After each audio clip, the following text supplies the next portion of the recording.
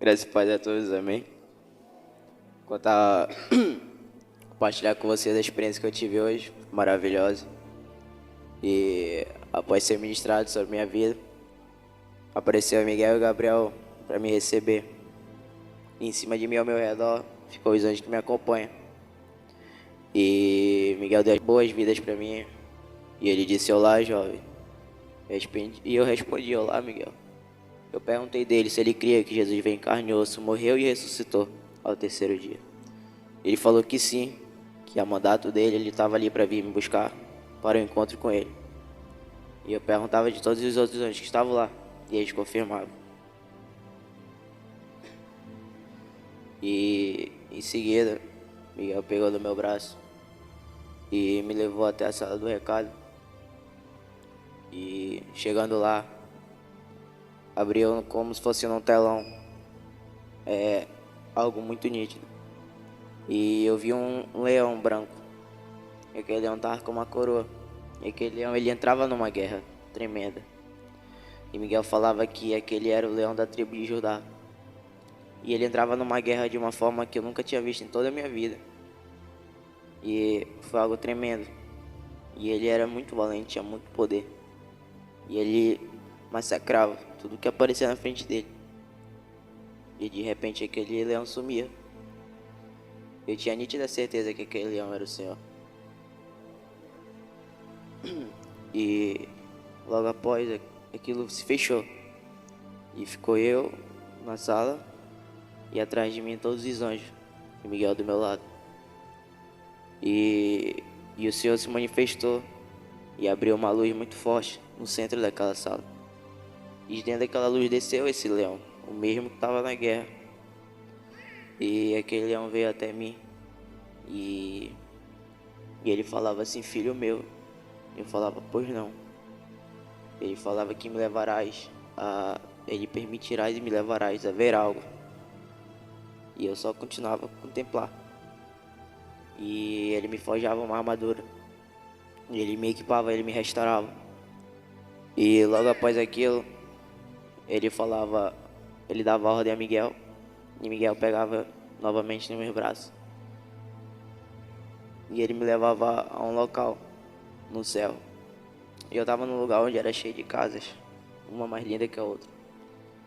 E na minha frente, eu ficava de frente com uma casa. Ela não era tão grande, mas era uma mansão linda. E tinha um homem de costas, um senhor. Um senhor, modo de falar, mas era algo assim, alguém com 25 a 30 anos, no passo de 30. E Miguel olhava para mim e ele falava assim: vai até ele e pergunta dele quem ele é e como ele chegou aqui. E aquele homem estava de costas. Ele estava mexendo em um jardim. E eu ia até aquele homem.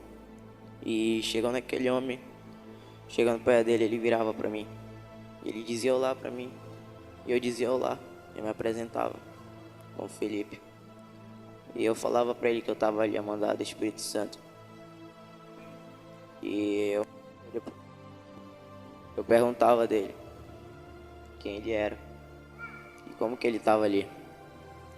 E ele se apresentou para mim como Fernando. E ele falava que o nome dele era Fernando. E ele perguntou assim: você quer saber como eu tô aqui? E eu disse sim. E ele falava que ele era ex-traficante. E ele falou que certo dia, numa troca de tiro, ele pegou 3 tiros no peito dele, da polícia. Ele falou que após aquilo ali caiu no chão, na favela onde ele estava. E ele falou que era dentro de uma quadra. E ele falou que começou a multar a gente. E começaram a falar pra ele: bem feito, ele é traficante, sai de cima, tem que deixar ele morrer, tem que deixar ele morrer. Ele falava que as pessoas falavam isso pra ele. E ele falou que chegou uma mulher do saião assembleiano, uma senhora. Ele falou que chegou até ele E aquela mulher, ela fez um apelo para ele. E ele falou que naquele momento, de todo o coração dele, não por medo de ele ir para o inferno, porque ele falou que ele não tinha um consentimento do que era o inferno. E ele falou que naquele momento ele entregou a vida dele para Jesus, de todo o coração dele. E ele falou que ele começou a chorar naquele momento. Ele falou que ele sentia uma vontade de chorar grande, ele não sabia nem porque ele estava chorando. Ele falou que ele começou a chorar. E aquela mulher começou a orar. Ele falou que ele repetiu tudo que aquela mulher pediu que ele repetisse. E ele falou que ele continuou a chorar depois ao término de ele repetir. E quando ele terminou de repetir, a mulher começou a orar. E ele falou que ele começou a chorar. E ele falou que ele sentiu algo diferente. Ele falou que ele já pensava em sair do crime para servir a Deus. E ele falou que naquele momento ele começou a sentir muita dor. Começou a sangrar muito por causa dos tiros no peito dele. E ele falou que após aquela mulher terminar a oração, ela olhava para ele e ele falava: "Amém, meu filho?" E ele dizia amém. E ela falou que era para ele repetir, que ele morria para o mundo e ali ele ressuscitava para Cristo. E ele repetiu. E ela falou: "Em nome de Jesus, amém." E quando ela falou amém, ele disse que ele faleceu. Ele falou que naquele momento apareciam 2 anjos enormes. Ele falou que cada um pegava nos braços dele e levava ele até um lugar muito branco. E ele falava que naquele momento ele foi bem-vindo ao céu. E ele falou que o Pai viu sinceridade no coração dele.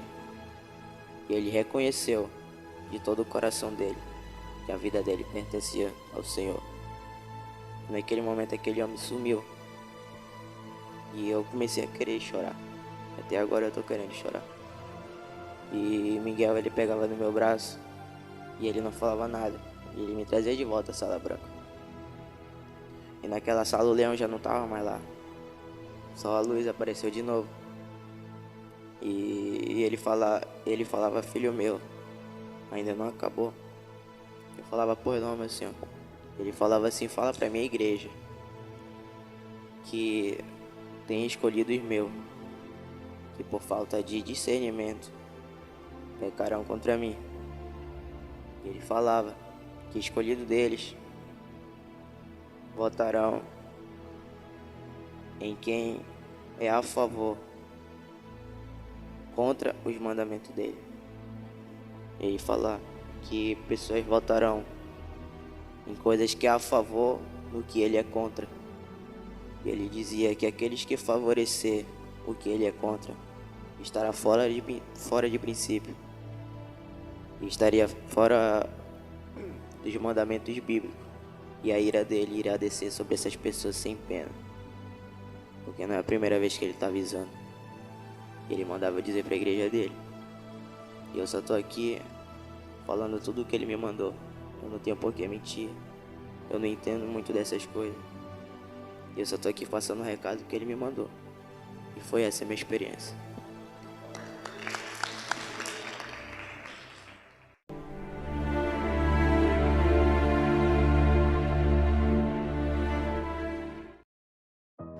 Graça e paz, povo de Deus. Aqui quem vos fala é o apóstolo Juscelino Alves. Quero começar novamente os comentários com uma palavra.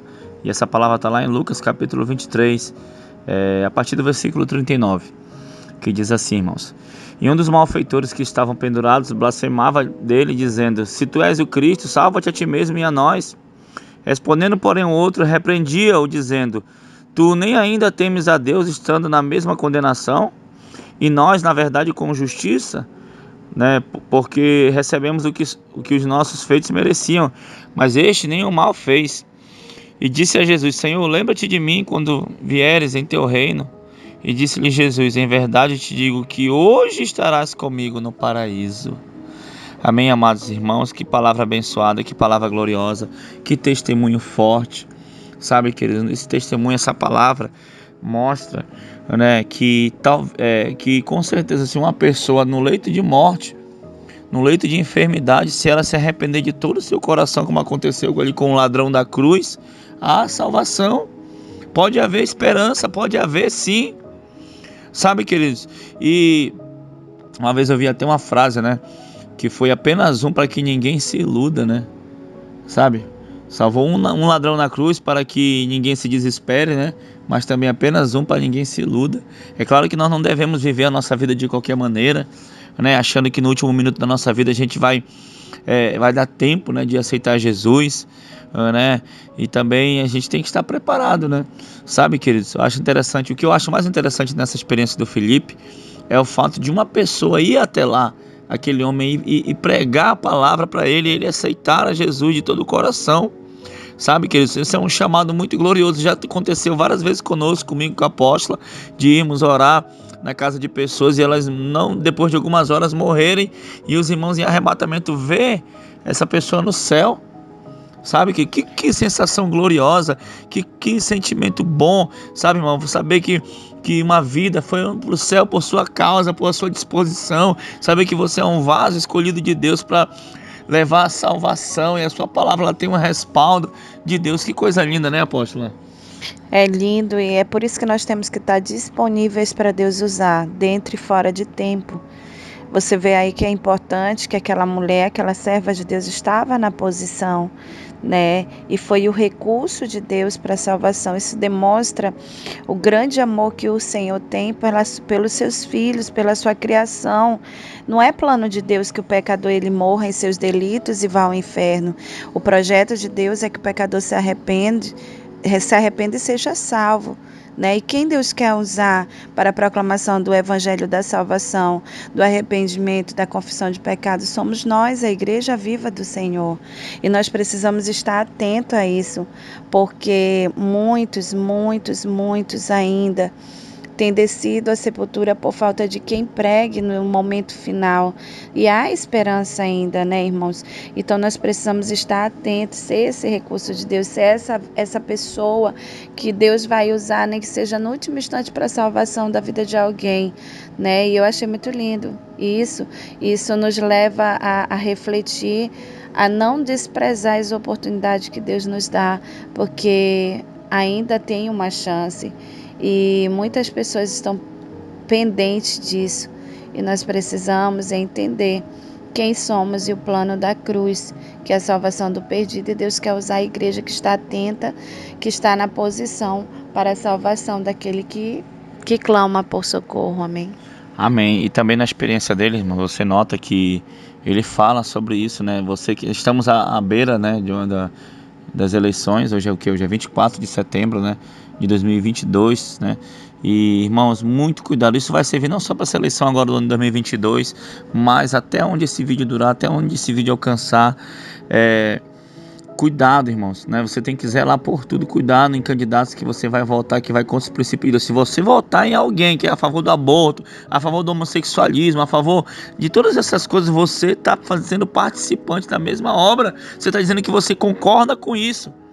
Então tudo isso o Senhor tem ensinado. Naquele grande dia você não vai poder dizer que não foi ensinado, que não foi avisado. Amém? Então que fique esse alerta para todos nós, em nome de Jesus, e vamos orar.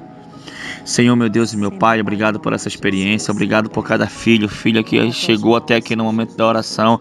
Senhor, nós sabemos, Pai, que o Senhor tem um propósito em cada vida, Senhor Deus, então cumpre o teu propósito, Pai. Senhor, nos ensina, Senhor, a estar preparado, meu Pai querido, para o arrebatamento, a estar preparado para uma possível morte súbita, Senhor, que a nossa vida ela pode estar todo tempo no teu altar, Senhor, meu Pai querido, Pai amado, que a gente possa viver uma vida de santidade, desenvolvendo a nossa salvação, como diz a tua palavra, com temor e tremor. Então nos ajuda na nossa fraqueza, nos ajuda, Pai, na nossa debilidade, Pai, porque como diz a tua palavra, todos pecaram e carecem da glória de Deus. Nós carecemos da tua glória, nós carecemos, Pai, Senhor, do teu amor, da tua misericórdia sobre nossas vidas, Pai. Então continua fazendo a obra, Pai. Muito obrigado, em nome de Jesus. Amém e amém. Amém. Glória a Deus. Que Deus te abençoe. Fica na paz do Senhor Jesus. Tome posição como um soldado forte. Não perca o teu alvo, desafia até a morte. Mesmo subjugado, atingido e humilhado, não desça do seu barco, a vitória é do outro